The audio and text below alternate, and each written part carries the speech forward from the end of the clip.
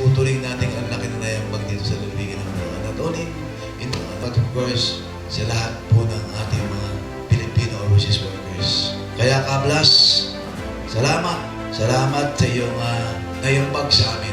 Alam ko nandiyan ka at alam ko nakasubaybay ka sa lalawigan ng Bulacan. Ipanalangin mo kami lahat. Isang dakilang Bulakenyo at huwaran ng talino, dangal at malasakit sa kanyang kapwa Pilipino. Si God Blas Ople ay ituturing natin isang haligi sa tahanan ng sambayanang Pilipino. Matatag, maaasahan at nagsisilbing sandigan lalo na sa gitna ng unos ng kahirapan at kawalan ng katiyakan. Sa kanyang pamumuno bilang tagapagtaguyod ng karapatan ng mga manggagawa, arkitekto ng makabagong mga patakarapang manggagawa, at pangunahing tinig sa tagapagtaguyod ng kabuhayan, kanyang pinagtibay ang pundasyon ng ekonomiya ng ating bansa.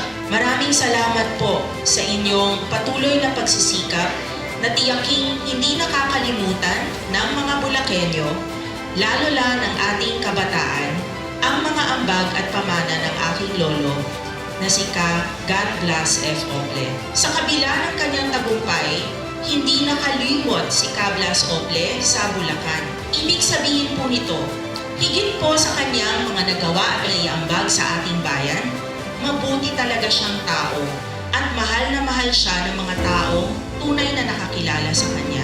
Ang koleksyong God Blas F. Ople na ating matatanggap at ipapamahagi po namin sa inyo sa March. Kasi po yung March 9, yun po yung Public Library Day.